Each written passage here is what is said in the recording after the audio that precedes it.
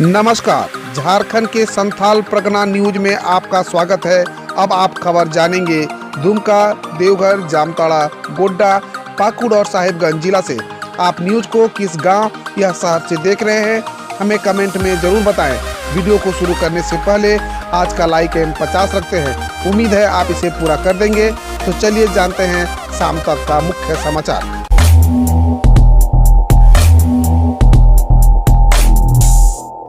बिहार के तर्ज पर होगी झारखंड पारा शिक्षकों की नियमावली, जल्द लगेगी मुहर, जाने क्या हो सकता है प्रावधान। राज्य के पारा शिक्षक की सेवा शर्त नियमावली एक सप्ताह में तैयार हो जाएगी। स्कूली शिक्षा व साक्षरता विभाग द्वारा इसकी प्रक्रिया जल्द शुरू की जाएगी। राज्य के पारा शिक्षकों को अस्थायी व वेतनमान के लिए पूरी तरह बिहार की नियमावली को लागू किया जाएगा। पारा शिक्षकों की मांगों पर विचार के लिए गठित उच्च स्तरीय कमेटी की बैठक बुधवार को शिक्षा मंत्री जगन्नाथ महतो की अध्यक्षता में हुई। बैठक में विकास आयुक्त, वित्तीय सचिव, शिक्षा सचिव, शिक्षा परियोजना निदेशक शामिल हुए। बैठक में पारा शिक्षक के लिए सेवा शर्त नियमावली बनाने को लेकर पिछली बैठक में लिए गए निर्णय पर विचार किया गया। पारा शिक्षकों की मांग के अनुरूप बिहार की तर्ज पर नियमावली बनाने की सहमति दी गई। इसके तहत पारा शिक्षकों की सीमित आकलन परीक्षा देनी होगी। जो पारा शिक्षक पात्रता परीक्षा के में पास हैं, उन्हें परीक्षा नहीं देनी होगी। बैठक में मानदेय वृद्धि पर भी विचार किया गया, पर इस पर अंतिम सहमति नहीं बन सकी। सीएम ने किया बाढ़ प्रभावित क्षेत्र का हवाई सर्वेक्षण, बोले सरकार देगी पीड़ितों को मुआवजा। झारखंड के मुख्यमंत्री हेमंत सोरेन ने साहिबगंज में गंगा नदी के बढ़ते जलस्तर की वजह से उत्पन्न हुई बाढ़ की स्थिति का हवाई सर्वेक्षण किया। सर्वेक्षण करने के बाद लौटे मंत्री ने कहा कि बाढ़ प्रभावित लोगों को खाद्य सामग्री की आपूर्ति के साथ में सुरक्षित स्थान पर पहुंचाना और मेडिकल सुविधा प्रदान करना उनकी प्राथमिकता है। सीएम हेमंत सोरेन ने यह भी कहा है कि बाढ़ की वजह से हुए नुकसान का आकलन पर सरकार पीड़ित को उचित मुआवजा देगी। सीसीएल चतरा की अम्रपाली परियोजना से 38 करोड़ का कोयला गायब, सीबीआई ने दर्ज की प्राथमिकी।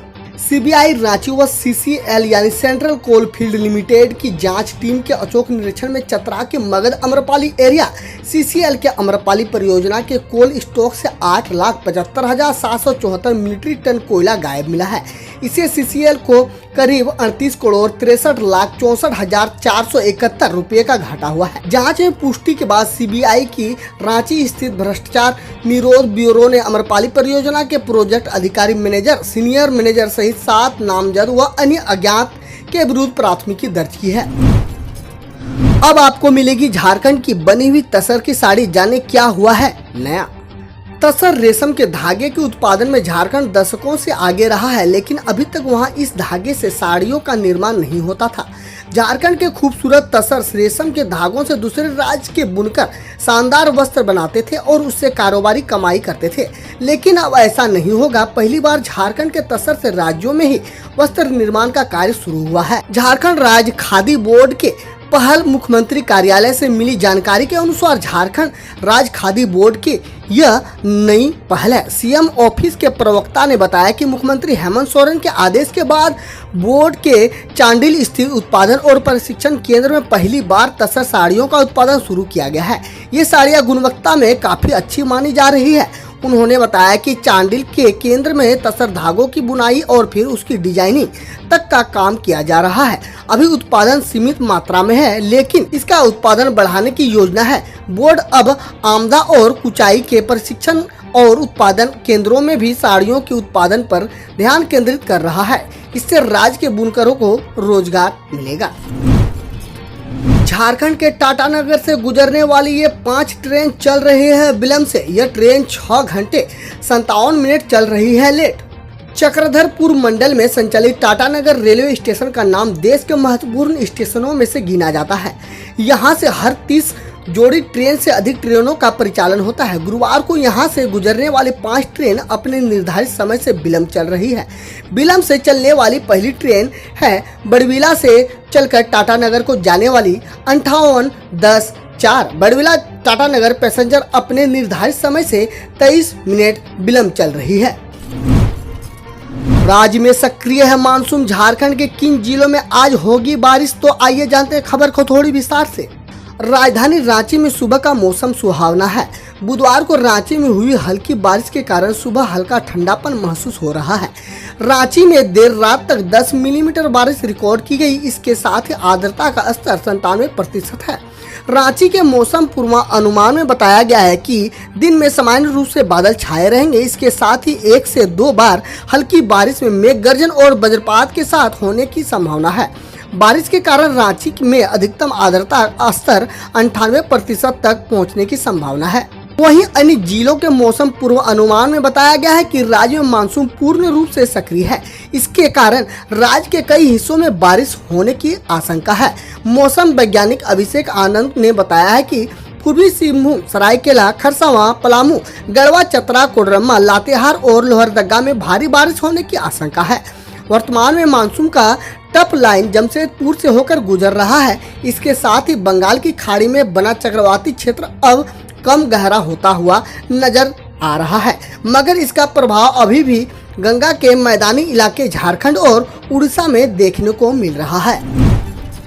बाबा नगरी में बहुत जल्द देवघर मार्ट की शुरुआत होने वाली है। इस ऑनलाइन प्लेटफॉर्म के जरिए बाबा नगरी में बहुत जल्द देवघर मार्ट की शुरुआत होने वाली है। यह एक ऑनलाइन प्लेटफॉर्म होगा जिसके जरिए देवघर के स्थानीय कारीगरों की ओर से तैयार वस्तुओं को बेचा जाएगा। देवघर के स्थानीय कारीगरों और कलाकारों को उत्पादन को ग्लोबल मार्केट तक पहुंचाने के मकसद से देवघर मार्ट की शुरुआत होने जा रही है। अब आधुनिक तकनीकी से परंपरा हस्तशिल्प को जोड़कर उन्नत बनाया जाएगा। इसके लिए देवघर मार्ट जैसा बड़ा ऑनलाइन प्लेटफॉर्म लॉन्च किया जाएगा। इसको लेकर देवघर में एक चौपाल का आयोजन किया गया है, जिसमें जिले के उपायुक्त मंजूनाथ भजंत्री, JSLPS उद्योग विभाग, कारीगरों और कलाकारों समेत सभी संस्थाओं से विचार विमर्श किया गया है कि कैसे इस बेहतर प्लेटफॉर्म का इस्तेमाल किया जा सके।